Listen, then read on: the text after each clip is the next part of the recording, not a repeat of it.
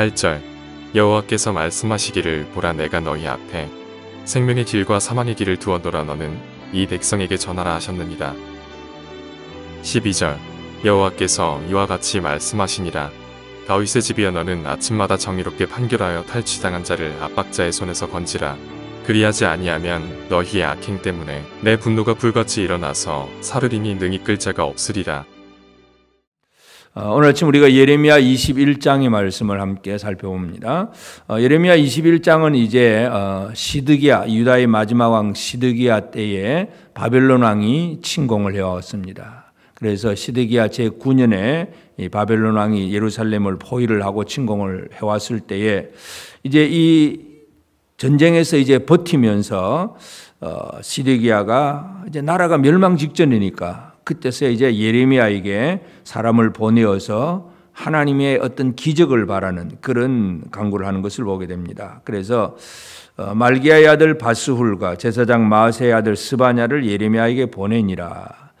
말기야의 아들 바스훌, 그러니까 20장에서도 이 바스훌이라고 하는 성전 총감독 바스훌이 있었는데 이 임멜의 아들 제사장 바스훌이 나왔는데 21장에서는 이제 말기야의 아들 바스훌입니다. 둘 다른 이름은 똑같지만 다른 사람인데 그런데 예레미야를 대적하는 걸 보면 똑같습니다. 오히려 21장에 나오는 이 말기야의 아들 바스훌은 나중에 38장에 가보면 이 예레미야가 이 하나님 말씀을 제대로 전하고 백성들에게 복을 빌어주지 않는다고 아주 처형을 하자고 사형시키자고 왕에게 그렇게 얘기를 할 정도로 아주 대적을 하는 그런 사람이 되는데 하여튼 이 바스훌과 스바냐 두 사람을 예레미야에게로 보냈습니다.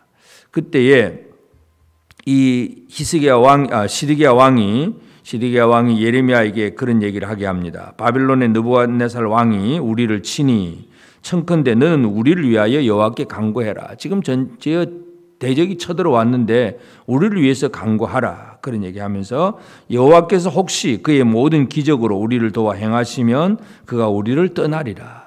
하나님이 혹시 우리를 도우셔서 우리를 건져주시면 좋겠다. 기적을 바라고 있습니다. 문제는 기적은 바라고 있지만 하나님 앞에 진정으로 죄를 뉘우치고 회개하는 그런 회개의 기도는 없이 그냥 기적만 바라고 있는 것이 바로 시드기야 왕입니다. 그러니까 유다의 마지막 왕 시드기야가 이처럼 하나님의 선지자에게 사람을 보내어서 도움을 요청하기를 하지만 그러나 진정으로 자신이 해야 될 그 일을 하지 못하고 가야 될 길을 제대로 가지 못하면서 그저 기적만 바라고 있습니다. 이때 이 시대에도 많은 사람들이 내 할 일은 제대로 하지 않으면서 그냥 하나님의 도우심만 바라고 살고 있는 그런 일들이 흔히 있을 수가 있습니다. 그냥 잘 되도록, 그냥 축복하도록, 그냥 복을 주시도록 그 얘기만 하고 있지 내가 믿음의 길에 바로 서느냐 안 서느냐 이것은 별로 사람들이 관심을 두지 않는다면 이 시드기야 왕과 똑같습니다. 바로 이런 이 시드기야 왕의 질문에 대해서 예레미야는 정확하게 하나님의 말씀을 그대로 전해줍니다. 4절에 보면 이스라엘의 하나님 여호와께서 이와 같이 말씀하시되 보라 너희가 성 밖에서 바벨론의 왕과 또 너희를 에워싼 갈대인과 싸우는 데 쓰는 너희 손의 무기를 내가 뒤로 돌릴 것이요 그것들을 이 성 가운데로 모아들이라. 무기를 뒤로 돌린다는 얘기는 결국은 어떤 일도 할 수가 없다는 얘기입니다. 그래서 제대로 된 싸움을 한 번도 벌여보지도 못하고 싸우지도 못하고 도망하는 패잔병의 신세 그렇게 될 것이다. 전쟁 나가봐야 이길 수도 없고 이기기는커녕 그냥 제대로 싸워보지도 못할 것이다 하는 그런 얘기입니다. 그러면서 5절에 보면 내가 든 손과 하나님의 든 손과 강한 팔 곧 진노와 분노와 대노로 친히 너희를 칠 것이며 하나님의 노하심을 세 가지로 표현합니다. 진노하시는 것, 분노하시는 거, 아주 대노 큰 노를 진노와 분노와 대노로 친히 너를 친다. 하나님이 아주 진노 크게 분을 품으셨다는 것을 분명히 얘기를 합니다. 그래서 이 하나님의 그 진노와 그 분노가 나타나는 것이 바로 바벨론의 공격인데 이 바벨론의 공격으로 인해서 이 예루살렘의 사람들이 이제 죽게 됩니다. 7절에도 보면 여호와의 말씀이라 그에 내가 유다의 왕 시드기야와 그 신하들과 백성과 이 성읍의 전염병과 칼과 기근에서 남은 자를 전염병, 칼, 기근 이것이 이제 그들의 고통이고 그 중에서 남은 자들 바벨론의 느부갓네살 왕의 손과 그들의 원수의 손과 그들의 생명을 찾는 자들의 손에 넘기리니. 그래서 원수들의 바벨론의 느부갓네살 왕의 손 그리고 그들의 원수의 손 그들의 생명을 찾는 자들의 손에 넘기리니. 그가 칼날로 그들을 치되 측은히 여기지 않고 긍휼히 여기지 않고 불쌍히 여기지 아니하리라. 아주 삼중적인 언어로 계속 사용하고 있습니다. 분노에 대해서도 진노와 분노와 대노. 쳐들어오는 적군에 대해서는 느부갓네살의 왕의 손, 원수의 손, 생명을 찾는 자의 손. 이 세 가지를 얘기하고 그리고 그들이 하는 일도 측은히 여기지 않고 긍휼히 여기지 않고 불쌍히 여기지 않고 세 번을 계속 반복해서 하는 것은 그만큼 이 하나님의 진노가 분명하다는 것입니다. 그저 이거는 뒤로 물리지도 못하고 아주 확실하다는 사실을 분명히 강조를 하면서 그래서 이제 8절에 보면 여호와께서 말씀하시기를 보라 내가 너희 앞에 생명의 길과 사망의 길을 두었노라. 생명의 길과 사망의 길을 두었다. 그래서 이 백성들 앞에 살 수 있는 길이 있고 죽는 길이 있습니다. 그러면 살 수 있는 길은 뭐냐 하면 9절 이 성읍에 사는 자는 칼과 기근과 전염병에 죽으려니와 너희를 애워싼 갈대아인에게 나가서 항복하는 자는 살 것이나 그의 목숨은 전리품같이 되리라. 결국 살아날 수 있는 길, 이 상황 속에서 살아날 수 있는 길은 바벨론 왕에게 항복하면 산다.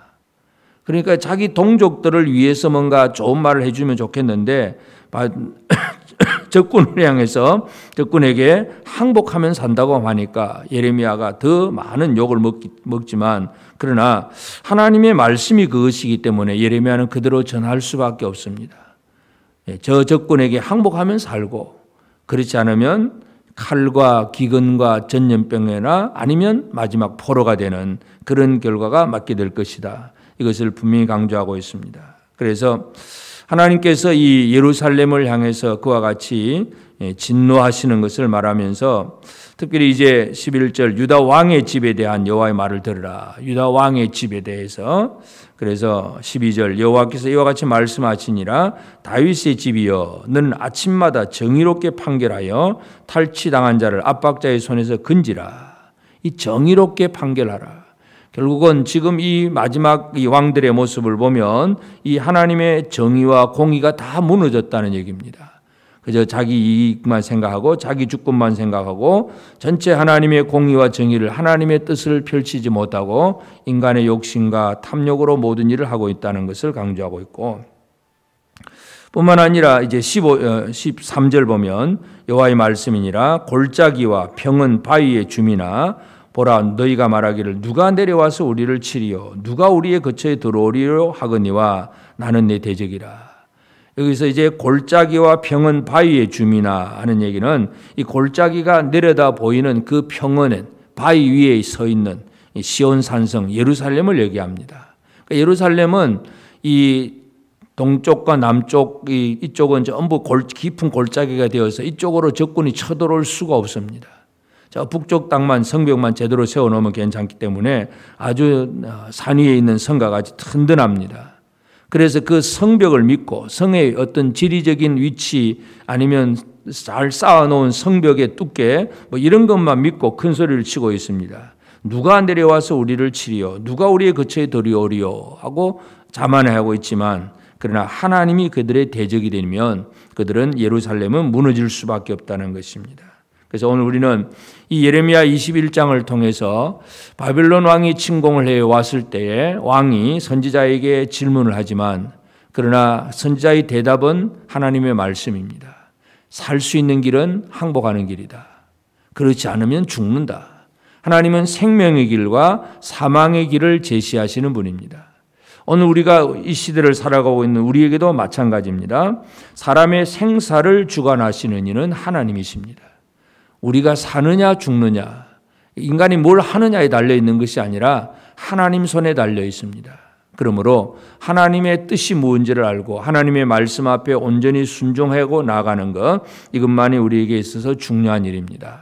그래서 우리 성경 전체를 보면 이스라엘 백성들을 모세가 애굽에서 이끌어낸 다음에 신명기에 설교를 하면서도 그 설교의 마지막 결론이 그것입니다. 하나님이 생명이냐 사망이냐, 화냐 복이냐, 저주냐 축복이냐, 이런 모든 것들을 우리 선택하게 하셨습니다. 그래서 하나님은 생명과 사망의 길을 얘기하셨지만 그것에 대해서 이 길을 얘기하는 것은 또 사람에게 자유의지를 주고 선택권을 주어서 그 일의 결과가 스스로 책임지게 하신 겁니다. 하나님은 살 길을 열어주셨는데 사람들은 자기 길로 갔다. 그러면 자기가 망하는 것입니다. 그래서 하나님은 우리의 생사를 주관하시고 살 수 있는 길도 열어주신 하나님인데 사람들은 대부분 하나님이 주신 그 생명의 길로 가지 아니하고 사망의 길로 가는 경우들이 너무나 많습니다. 우리에게 주신 생명의 길은 바로 예수 그리스도입니다. 내가 곧 길이요 진리요 생명이니. 예수님은 하나님 아버지 앞으로 나아가는 유일한 길인데 사람들은 여전히 이 땅 위에서 돈을 많이 벌고 권력을 잡고 뭔가 이런 걸 하면 잘 살 수 있을 것이라고 착각을 하고 살고 있습니다. 하나님 없는 그 길, 예루살렘 성벽이 아무리 위치가 높고 성벽이 튼튼해도 하나님이 대적이 되면 그들은 멸망을 당할 수밖에 없습니다. 그래서 생명의 길과 사망의 길을 놓으시는 주권을 가진 하나님 앞에 하나님은 또 우리에게 자유의지를 주어서 선택하게 하셨습니다. 우리가 하나님 앞에 예배할 것이냐 안 할 것이냐, 기도 생활할 거냐 안 할 거냐, 전부 자유의지입니다.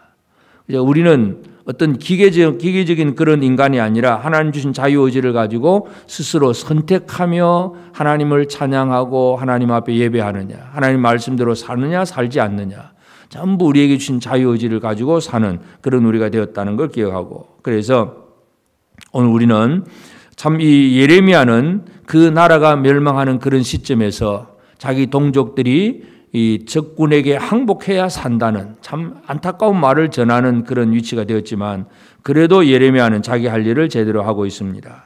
사람을 살리는 일은 하나님의 말씀을 온전히 전하는 일이기 때문에 그렇습니다.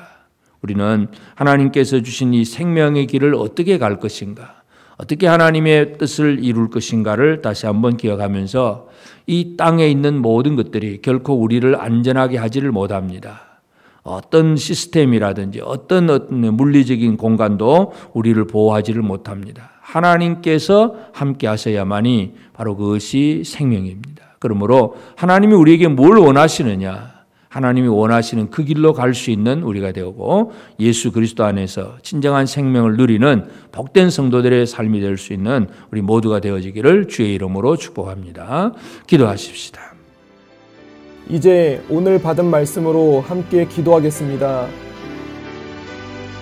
세상에서 내가 원하는 길이 아니라 하나님의 원하시는 생명의 길을 가는 자가 되도록 하나님의 말씀에 순종하는 마음을 더하여 주옵소서.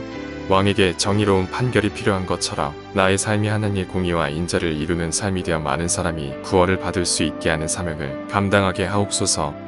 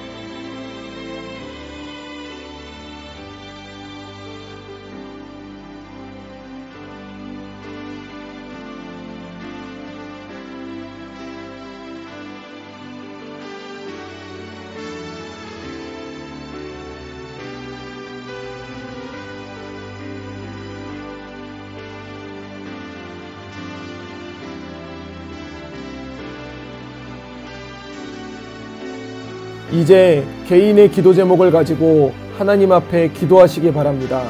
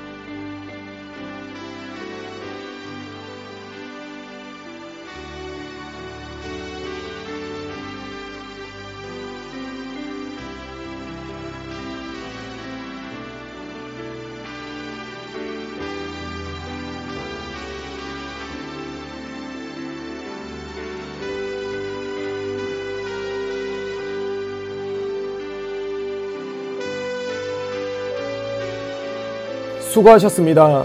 오늘도 하나님의 인도하심 가운데 승리의 하루를 보내시는 우리 재건부평교회 모든 성도님들이 되시기를 주님의 이름으로 축복합니다.